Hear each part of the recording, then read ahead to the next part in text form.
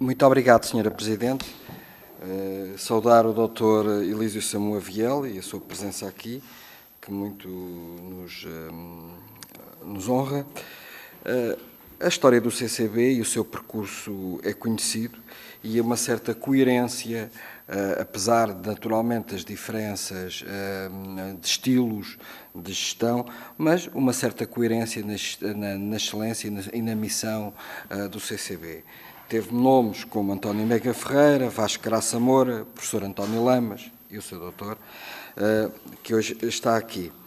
E em toda essa linha de continuidade, apesar de pessoas com percursos, biografias diferentes, o Dr. Elísio Samoa Viel foi secretário de Estado da Cultura de um governo do Partido Socialista, foi um quadro muito importante na Câmara Municipal de Lisboa, presidida pelo Dr. João Soares, veio a ser nomeado presidente da Fundação do CCB pelo Dr. João Soares, na altura Ministro da Cultura. Mas, independentemente disso, havia, portanto, uma noção do CCB de não politização, de não fracionamento e de não polemização na praça pública. As polémicas do CCB eram as boas polémicas. Eram as polémicas em torno de se havia de ver mais música erudita ou não, se o modelo dos dias da música estava ultrapassado e era preciso criar outro. Essas eram as boas polémicas do CCB. O que é que aconteceu? E que foi isso que qualificou e que escandalizou depois alguns, uns que se escandalizaram pelo uso do interdito da palavra e outros que se escandalizaram pela situação em si. O que aconteceu foi o cerne da história. E o cerne da história que nos traz aqui, Sr. Doutor, peço-lhe desculpa, mas é apenas um. É a interferência de um ministro do anterior governo, diretamente na sua gestão, solicitando-lhe expressamente, e isto foi o Sr. Doutor que disse nos jornais, o que está dito, como acabou de ter dito e de ter confirmado, de lhe ter sugerido, requerido, pedido, imposto uma pessoa com o seu percurso é muito difícil de alguém impor alguma coisa, e por isso mesmo se percebe, o nome da doutora Aida Tavares. O nome da doutora Aida Tavares, obviamente, para além dos seus méritos próprios, tem também um significado.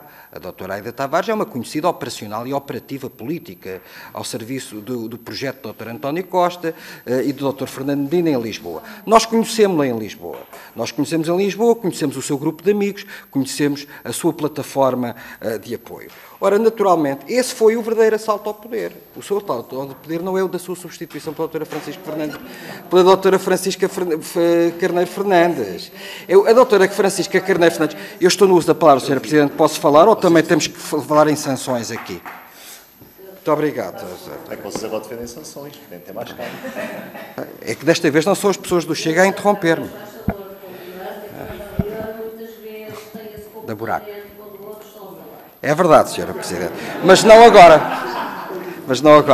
E as sanções... E sabe que em direito penal as sanções nunca são retroativas. É verdade. Mas, seja como for, o verdadeiro assalto ao poder é esse.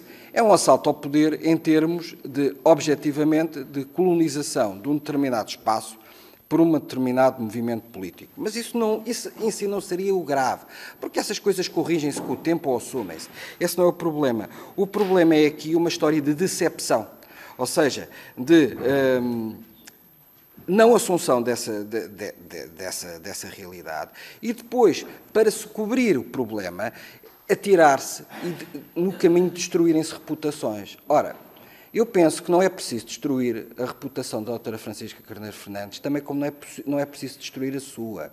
Não precisamos tentar destruir reputações alheias. E aquilo que foi feito numa entrevista pela doutora Francisca Carneiro Fernandes é muito, muito, muito feio.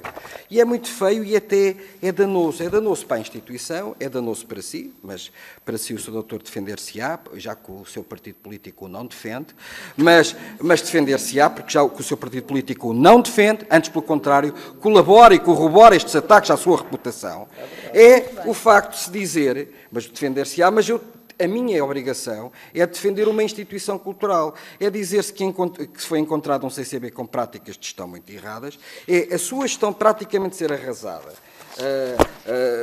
Não vou passar agora a citar, porque falta muito pouco tempo, e, portanto, tudo isso conduz-nos a três questões que são importantes. Quando é que foi a cunha para a doutora Aida Tavares entrar no CCB? Eu li numa entrevista que terá sido por volta de junho ou julho. Confirma? Depois de tudo o que foi dito, o que pensa, finalmente, e qual é também que faz o balanço das críticas, o balanço ou a contra-resposta, o rebuttal, às críticas que foram feitas, para terminar, para compensar as interrupções. Dr. Elísio Samuel, liderou algum desastre? Muito obrigado.